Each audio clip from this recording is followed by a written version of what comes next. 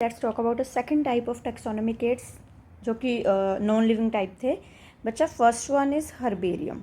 Okay, अब बच्चा herbarium basically क्या होती है बच्चा? ये होती हैं कुछ पेपर शीट्स जिनके ऊपर हम ना प्लांट्स को ड्राई करके उनके ऊपर माउंटेड कर देते हैं, ठीक है, पेस्ट कर देते हैं, उनको चिपका देते हैं। क्लियर है? तो this is what collection of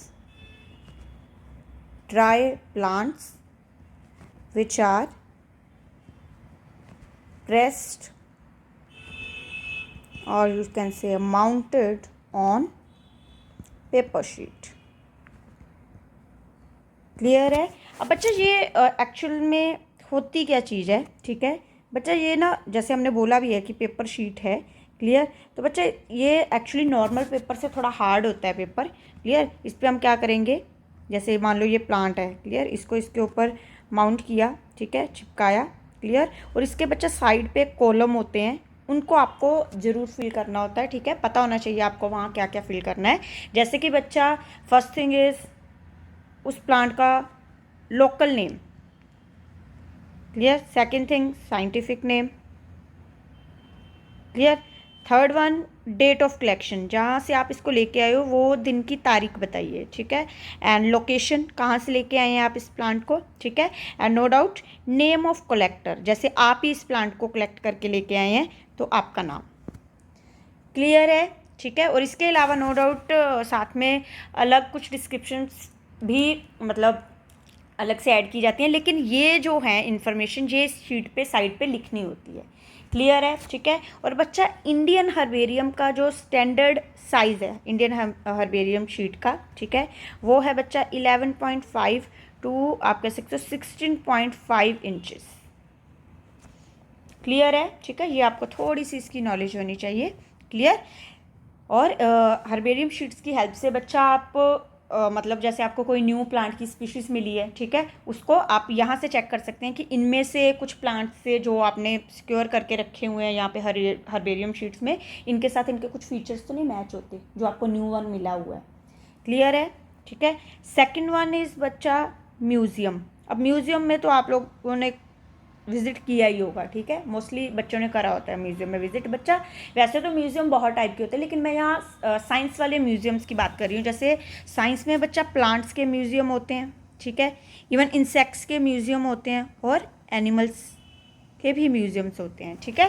अब देखो प्लांट्स के लिए बच्चा जैसे हमने ऊपर बात भी की, dry and pressed method use किया जाता है, जिसमें प्लांट्स को ड्राई करके, ठीक है, और प्रेस करके वहाँ पे प्लेस करवाया जाता है, ठीक है, माउंटेड करा के रखा जाता है। और इंसेक्ट्स के केस में बच्चा जो तरीका होता है डेट इज़ ड्राइड एंड पिंड, ठीक है। इसके केस में बच्चा आपको करना क्या होता है, जैसे जस्ट इमेजिन कि ये कोई इंसेक्ट है, ठीक है, और आपको क्या करना है, उसको बच्चा पर्टिकुलरली मतलब प्रॉपर फैला के, क्लियर, नो डाउट अभी ये डेड है, क्लियर, तो साइड से उसको पिंड अप करना है, क्लियर, ताकि आप उसका अच्छे से पैटर्न देख सकें। क्लियर?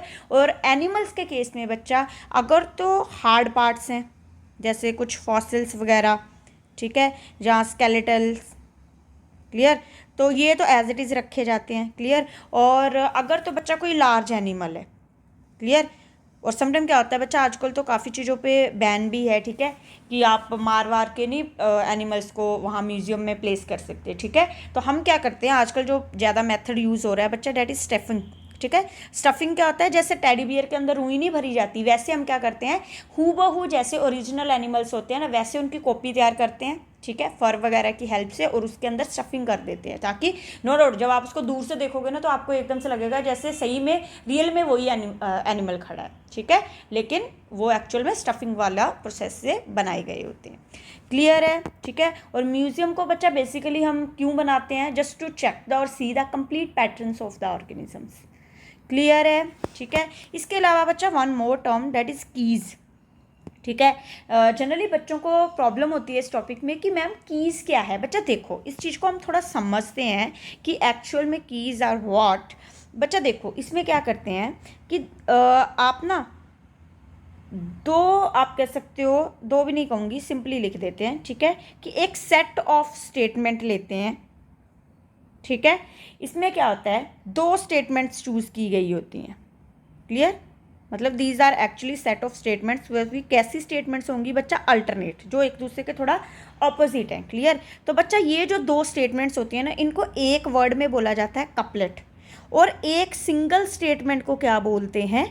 लीड। ये थोड़ा आपको याद रखना पड़ेगा, समटाइम क्वेश्चन आता है कि कीज में दोनों स्टेटमेंट्स को एक साथ क्या बोलते हैं? कपलेट, और एक सिंगल स्टेटमेंट को बोलते हैं लीड। बच्चा अब इसमें करना क्या होता है कि जब भी हमें कोई न्यू ऑर्गेनिज्म मिलता है, ठीक है, उसको पहचानने के लिए हम क्या करते हैं? कपलेट्स चूज करते हैं। ठीक है, फॉर एग्जाम्पल मैं बोलूँ कि वहाँ मैंने कपलेट क्या लिया है? यूनिसेल्युलर, ठीक है, एंड मल्टी सेलुलर। ऑब्वियस है, जो ऑर्गेनिज्म आपके सामने पड़ा है वो इन दोनों में से एक ही हो सकता है, दोनों तो नहीं हो सकते। ठीक है, तो दिस इज स्टेटमेंट 1।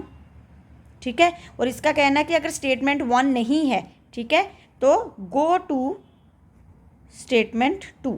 ठीक है, सेकंड वाली पे चली जाओ, and this one is statement 2। Clear है? और इसके आगे लिखा होता है गो टू थर्ड। क्लियर? भी आगे चले जाओ अगर ये वाला आंसर नहीं है तो। ठीक है, जस्ट इमेजिन बच्चा कि इन दोनों में से कौन है वो ऑर्गेनिज्म, ठीक है, किससे करेक्टर मैच हो रहा है? यूनिसेल्युलर से, मतलब वो मल्टी सेल्युलर नहीं है। ठीक है, तो एक जो है ऊपर वाला जो है ये करेक्टर चूज हो चुका है। फिर से एक कपलेट लो, जैसे फॉर एग्जाम्पल मैं ले लूँ न्यूक्लिएटेड या फिर ई न्यूक्लिएटेड, जहाँ आप कह सकते हो नॉन न्यूक्लिएटेड, मतलब या तो न्यूक्लियस प्रेजेंट है या तो न्यूक्लियस एब्सेंट है। And this one is statement 3rd and this one is statement 4th। इसके आगे भी लिखा होगा गो टू 4th। ठीक है, अगर ये स्टेटमेंट नहीं है तो आगे वाली पे चले जाइए। ठीक है, और इसके आगे लिखा होगा गो टू 5th। अगर ये नहीं है तो इसके भी आगे वाले कपलेट पे चले जाइए। ठीक है, वहाँ 5th और 6th स्टेटमेंट होगी। क्लियर?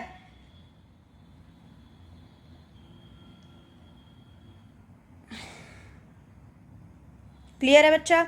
अब देखो इनमें से जस्ट इमेजिन कि ये जो है इन दोनों में से क्या निकला? ई न्यूक्लिएटेड। ठीक है, अब मतलब इन दोनों में से ये वाला सिलेक्ट हो चुका है। ठीक है, फिर नेक्स्ट फिर से बच्चा एक कपलेट चूज करिए, जैसे फॉर एग्जांपल कि वो ऑटोट्रॉफिक है या हेटेरोट्रॉफिक है। तो बच्चा ऐसे करते करते आप सब में से एक एक स्टेटमेंट चूज करते जाएंगे तो धीरे धीरे आपको समझ आने लग जाएगा कि ये वाला जो आपके सामने ऑर्गेनिज्म पड़ा है ये कौन है। क्लियर? क्योंकि फिर प्रैक्टिस मैच होने लग जाते हैं किसी एक पर्टिकुलर के साथ। क्लियर है? ठीक है, इसके अलावा बच्चा एक वर्ड मैं यहाँ और लिख रही हूँ, that is monograph. Monograph actual में क्या होता है बच्चा? दिस इज आप कह सकते हो systematic study of a particular taxon. ठीक है, उसको एक टर्म में क्या बोलते हैं? Monograph. Systematic study of a particular taxon. Taxon लिख लो, जहाँ टेक्सोनोमिक कैटेगरी लिख लो। क्लियर? जहाँ ग्रुप लिख लो। क्लियर? और वन मोर वर्ड बच्चा, डेट इज मैनुअल। अब मैनुअल क्या होता है बच्चा? जो हमें ना एक पर्टिकुलर स्पीशीज की इंफॉर्मेशन प्रोवाइड करता है एक पर्टिकुलर एरिया में। ठीक है, so it provide information about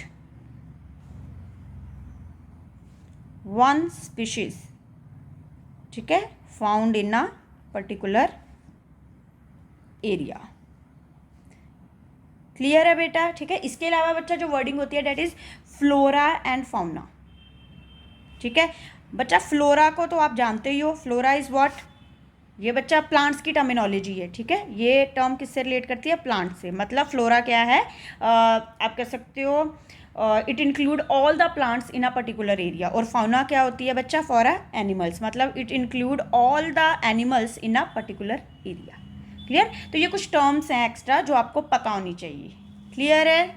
okay बेटा।